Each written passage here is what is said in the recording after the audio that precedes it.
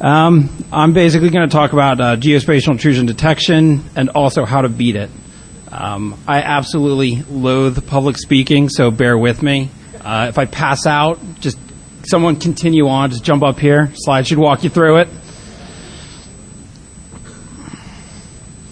Okay, I only have 20 minutes, so I'm basically going to go right for the jugular. There's going to be no kind of beating around the bush, no tap dancing. So the agenda, I'm going to talk about the current state of the mapping security alerts, kind of touch upon the actual methodology of geospatial intrusion detection systems. Obviously, vendors and accuracy always plays a huge role in this, and then obviously touch upon how to beat it. Okay, where has IT security and mapping collided? Mapping's definitely gotten a lot more publicity with with Google Earth and Yahoo Maps and all that type of stuff. Many security firms have implemented mapping tools in their products in varying degrees. Here's a couple of screen captures of some of the bigger players. John Goodall sent me this image of Meerkat, which this product specifically is literally just putting geographic locations to wireless signals. This one's another one. This is a Korean-based network security product called VizNet. It's pretty kick-ass. This is one I did in grad school. I just called it GeoSWAT for some odd reason. Now, a lot of these tools, they have very little stuff going on behind them. They're basically taking the source IP address, translating it to lat-long coordinates, and then mapping it. It's giving the security analyst a little bit of information as far as geographically where it's coming from, but that's about it. It's basically eye candy at this point.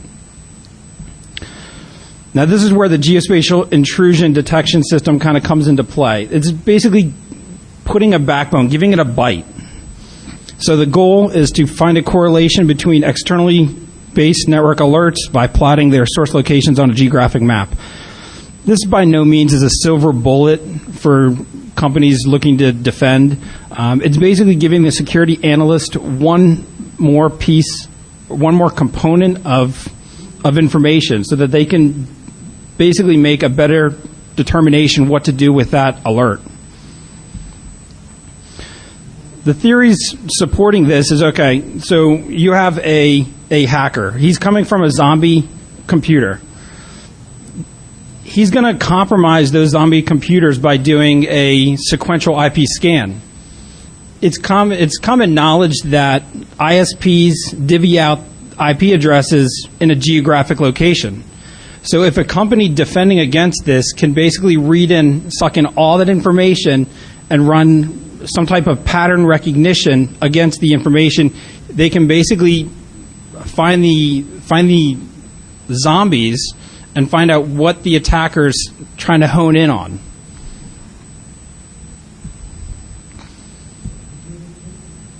Okay, so I'm going to do a very high-level explanation of the kind of GID methodology. You want to first off, just eliminate as many friendlies or false positives as possible. There's a couple different ways to do this. By mapping the street address of the clients, of strategic partnerships, remote locations. I've even gotten to the point where I've mapped my system administrators and their home address because they always create false positives. Let's see, IP translation. Maybe if you don't have that street address, you can take where they're coming from, that IP address, and basically just do the same thing, just of the geocoding translation. Another thing is create an IDS alert when a customer is actually authenticated to your website. So it's very easy with Snort, piece of cake. And obviously it's not bulletproof. A hacker in due diligence is probably a customer, but at the same time, it's a risk you're going to have to take.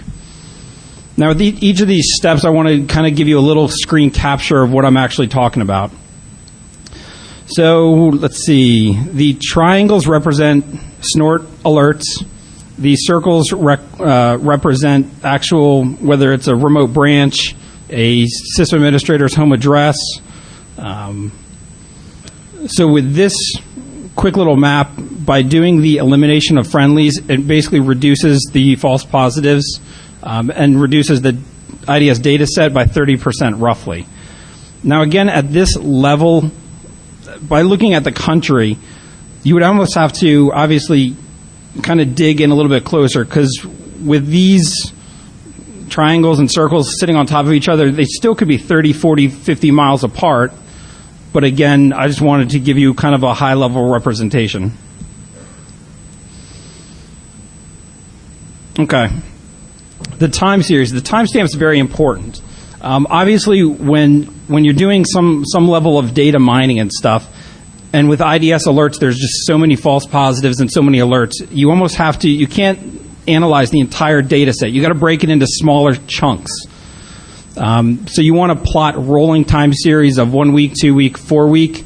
This again is you're trying to target the professional hacker. It's not going to be the high school student that got home from school and is doing like a huge, just aggressive Nmap scan. You want to target the low and slow to really hit the hackers. Now the rolling, obviously fixed is Monday to Monday, Monday, Monday, Monday, Monday. You don't want to do that. You want to give it a rolling. So you want to basically do Monday to Monday, but also Tuesday to Tuesday, Wednesday to Wednesday. You want to give it a rolling time series, because obviously hackers aren't, or crackers or whatnot, aren't basically within your interval.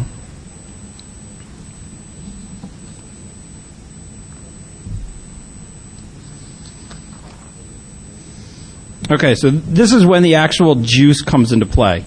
Basically, once you've tried to narrow that IDS data set down to a number that, or a volume that you can handle, you want to run it through a GIS clustering algorithm. There's multiple clustering algorithms out there. Poisson, nearest neighbor, Moran's I index, Ripley's K function. Any of these you can play with. What I did in my research is I hired 3 individual independent GIS firms and basically gave them a huge data set of approximately a year, 450,000 IDS alerts, and I told them to tell me what's the best GIS algorithm to use. Those were I don't want to get into who they specifically were, but of course they each came back with a different GIS algorithm. So again, still in the testing phase, I'm leaning more towards the Poisson, which you can kind of Google. I don't have time to dive into it specifically. Or Q&As afterwards, I can show you how it works. Once you've identified the clustered spots, you want to extract those to, again, dive in a little bit deeper. Now, what I've been doing currently is once I extract those IDS alerts, I've been manually going through, which is an absolute nightmare. So what I'm doing right now in my research is evaluating, running them through some type of weight calculating algorithm. Working with some of the guys at George Mason that developed a product called Cauldron that does attack graphs.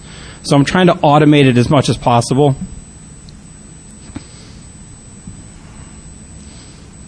Okay, and typically with this level of conversation, the biggest question is accuracy and vendors.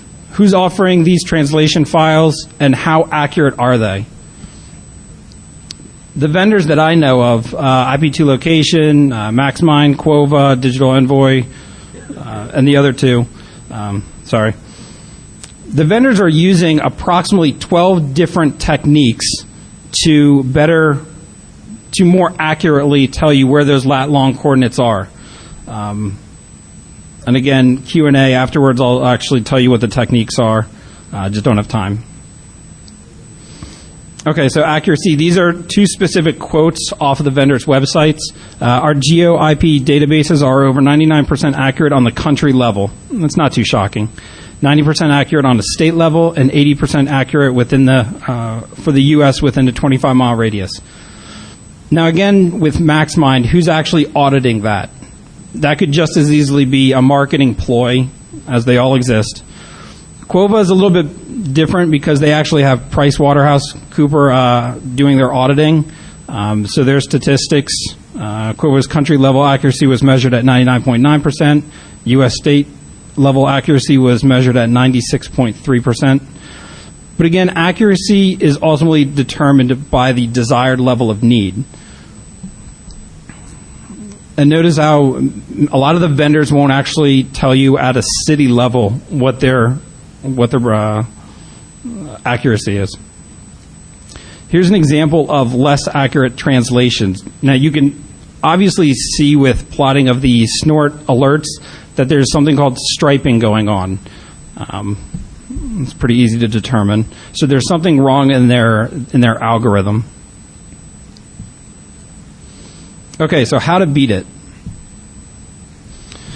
Okay, so typically right now, hopefully you're thinking, okay, this jackass has piqued my interest a little bit. Now, how is he going to tell me how I can actually beat it? Well, you take that translation file and you just reverse engineer it. So typically what they're doing is you feed them an IP address and they feed you lat-long coordinates and zip codes and phone numbers and who the ISP is and what broadband they're using and all that type of stuff. Just reverse engineer it. Actually, let me jump back to this slide. So I developed this product that basically sucks in the entire database of source IP to lat-long coordinates and basically deconstructed it so I can give it lat-long coordinates and it'll give me all the IP addresses within those lat-long coordinates. So here are just the screen captures. It's basically just web-based. So you kind of zoom in, click and drag. It shows you all the cities within your click and drag. Dive in a little bit deeper. University of Manchester in England. And once you do the fetch, it'll actually give you the IP addresses. Now, a lot of people don't realize how dangerous this is, because if you think you can basically do schools, you can even take Google Earth and plot out a street address, whether it's Panera, Starbucks, and then once you zoom into it, you can actually get the IP address of that store, office, military base, contractor, subcontractor, prime, secondary, any of that type of stuff. And it's basically, it's allowing you to narrow your target down. So you don't have to rely on the Whois database or anything that's really not monitored. So it's definitely a lot more dangerous. Okay, so let me jump back to this. Now, the accuracy is, network security for this accuracy isn't the prime goal. So network security is still riding the coattails of some of the other more, I don't want to say important, but people that have the money. So what industries are using this IP to lat-long coordinates to their advantage? You have credit card fraud. So obviously, credit card companies are spending a small fortune to make sure this accuracy is fairly precise. You have digital rights management. And in talking to some of the vendors, to my understanding, if a Major League Baseball game doesn't sell out, they don't actually broadcast that game on the television. So they'll use the IP addresses to their advantage. Obviously, emergency 911 calls. Once people started using VoIP, it became absolutely essential that emergency services could locate you given an IP address. So that's a huge push. So again, with some of these network security, we're just riding the coattails of this technology. And hopefully, as natural evolution goes, it'll become more accurate, more precise. So the actual ways to beat it, obviously don't use sequential IP addresses to attack a victim. Divvy it from different geographic locations, different places, all that type of stuff. Map remote locations and use a tool to extract neighboring IP addresses, which will hopefully get extracted when eliminating friendlies. Obviously, it depends on if the defending company is actually eliminating the friendlies. But typically, you're not going to go at a company head on. You're going to go through one of their remote branches, smaller companies. If I'm targeting banking information, I'm not going after Deutsche Bank. I'm going after the little mom and pop banks that probably don't have the security in place to stop me.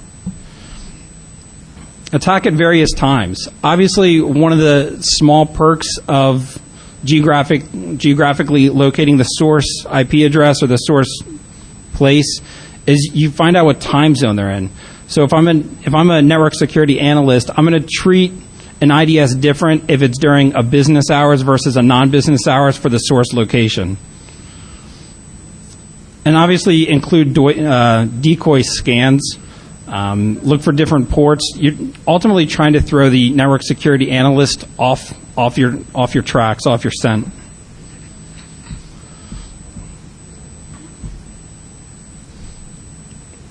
So let's see. If you have any questions offline, you can reach me at this email address. I had the best intentions of actually putting together a website, but I got caught up at work, so I haven't yet. I plan to make this open source, so hopefully within the next couple of weeks I'll put everything online so people can actually use it. Hopefully I'll find myself back at a Guinness tap fairly soon. But I will double back for the visualization workshop at 2 o'clock. Are there any initial questions that I can answer?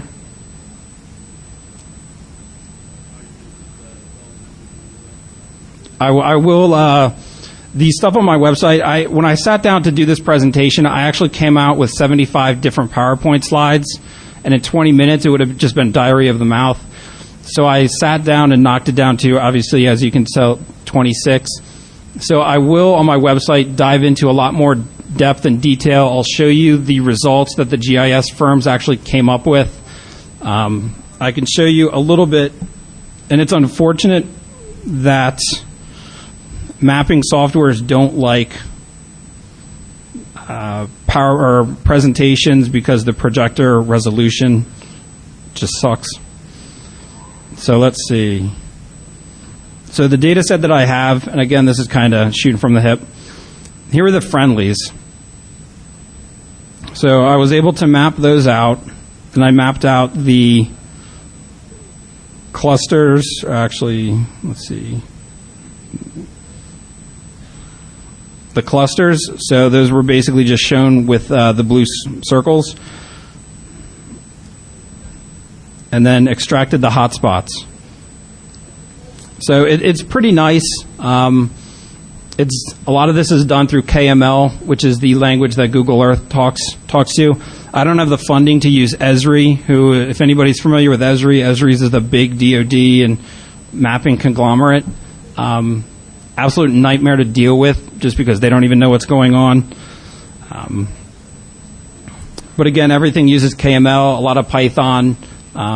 And again, with what I'll put online is I'll give you a Python script that actually basically extracts from your MySQL databases or whatnot and actually create the KML file for you, so you can actually see it on Google Earth. Okay, well, that's all I got, unless anybody's got questions or whatnot. Come on, don't be shy.